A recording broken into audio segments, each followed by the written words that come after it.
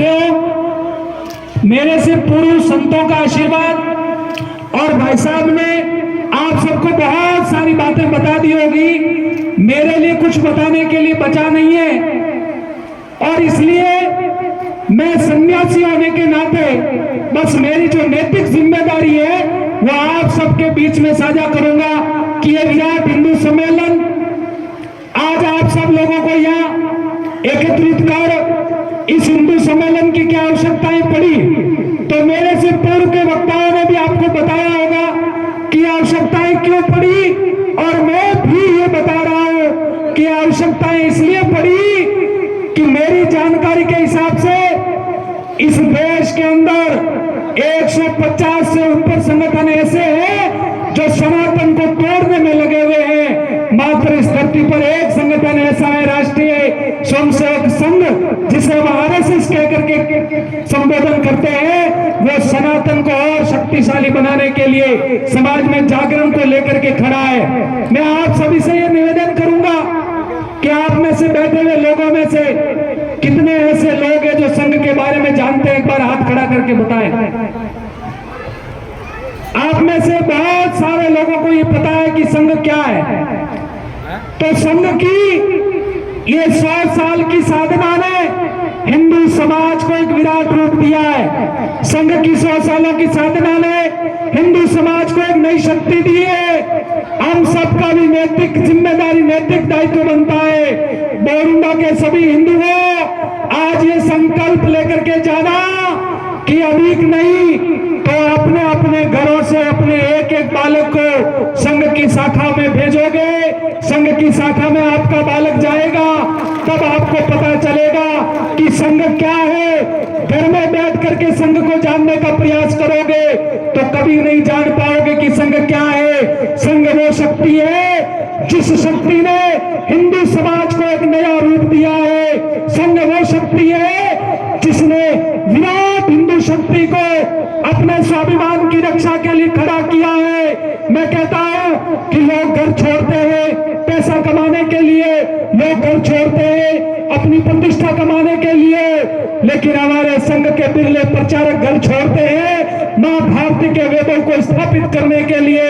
मां भारती की प्रतिष्ठा कैसे स्थापित हो उसकी चिंता करने के लिए, असुविधा में जीने वाले, किसी प्रकार का मन में अहंकार नहीं लेकर के और प्रत्येक हिंदू की चिंता करने वाले ऐसे हमारे अनन्य प्रचारकों ने अपने जीवन को समाज और राष्ट्र के लिए आहुत किया है। तेरा वैभव अमर रहे मां, हम दिन चार रहे ना रहे, ऐसा संकल्प लेकर के समाज को एक नई चेतना, नई दिशा देने वाले हमारे संघ के सभी स्वयंसेवक आज आप सब लोगों के बीच में भी इसी बात को कहने के लिए आए हैं कि हमारे उन महापुरुषों को याद कीजिए। हम कौन थे, हमारे महापुरुष किस प्रेरणा को देकर के समाज के लिए एक नई शक्ति बनने का उन्होंने आह्वान किया था। उन्होंने कहा था कि हम रहे न रहे, ये भूमि पर ये सनातन जो अजर अमर है वो हमेशा रहना चाहिए। और ये रहेगा कब? जब आप सब लोग संगठित रहोगे तब रहेगा। बोरुंडा बहुत बड़ा गांव है, काफी देर से आप सब लोग यहाँ बैठे हो, तो मुझे पता है कि आप सब लोगों की संख्या और अधिक थी, लेकिन समय काफी हो चुका, इसलिए आप सब लोगों की संख्या अभी तक भी वास्तव में उतनी है। मैं ये देखना चाहूंगा कि यहाँ पर बैठे हुए सभी हिंदुओं में से मुझे भी ये पता तो चले कि बोरुंडा में कौन कौन सी जाति के कितने कितने लोग यहाँ आए हैं। यहाँ जाट समाज के कितने लोग हैं, हाथ खड़े करें एक बार।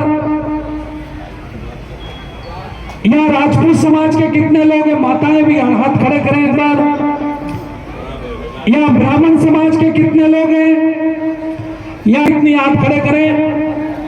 बस इसी का ये विराट हिंदू सम्मेलन है कि आप जातियों में बंटना बंद हो जाइए और संकल्प करिए कि मैं सबसे पहले हिंदू हूं, हिंदू होने का गौरव स्थापित कीजिए। हमारे महापुरुषों ने कहा था, स्वामी विवेकानंद जी शताब्दी सैकड़ों वर्षों पहले विदेश की धरती पर जाकर के कहा था, गर्व से कहो हम सब हिंदू है। आवाज आई नहीं है, गर्व से कहो हम सब हिंदू है। अरे इस धूप में तपने वाली हिंदू शक्ति कभी कमजोर नहीं हो सकती। और मेरे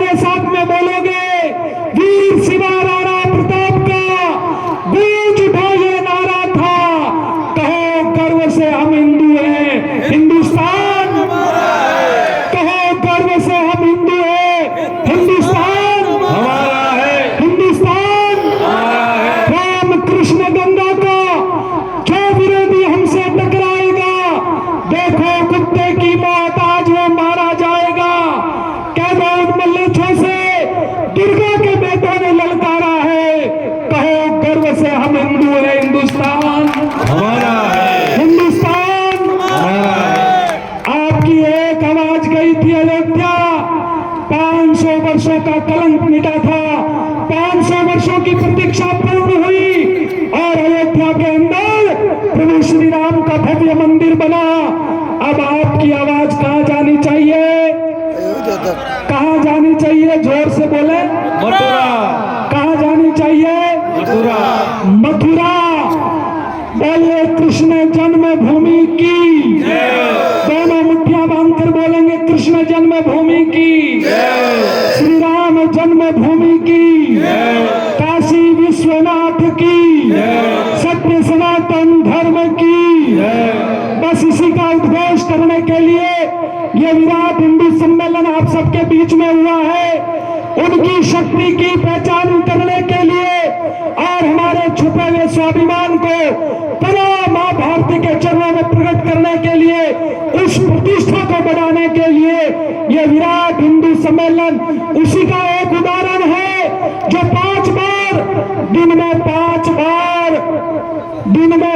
बार टोपी लगा करके मस्जिद में जाकर के नमाज पढ़ता है। बस ये हिंदू सम्मेलन आपको जागृत करने आया है। क्या सुबह शाम की मंदिरों में होने वाली उस आरती में एक पुजारी नगाड़ा बजा करके आरती करता है, क्या आपकी जिम्मेदारी नहीं है कि आपके आसपास के मंदिरों में जाकर के आप आरती में सम्मिलित हो? क्या आपकी जिम्मेदारी नहीं बनती है? आपकी जिम्मेदारी बनती है। आपकी जिम्मेदारी ये भी बनती है कि पास में बैठे हुए किसी हिंदू भाई में किसी भी प्रकार का कष्ट आए, किसी भी प्रकार का संकट आए, तो मैं जात नहीं देखूंगा, मैं राजपूत नहीं देखूंगा, मैं गुर्जर नहीं देखूंगा, मैं देखूंगा कि वो मेरा हिंदू भाई है और उसके लिए मैं खड़ा रहूंगा। हमारे संगठन ने कहा था, हिंदुओं सोदरा सर्वे न हिंदू पतितो भवेत्, मम दीक्षा हिंदू रक्षा, मम मंत्र समानता। हमारे प्रभु श्री राम आए थे, उन्होंने सबरी के झूठे बेर खाए, बताओ खाए कि नहीं खाए? निषाद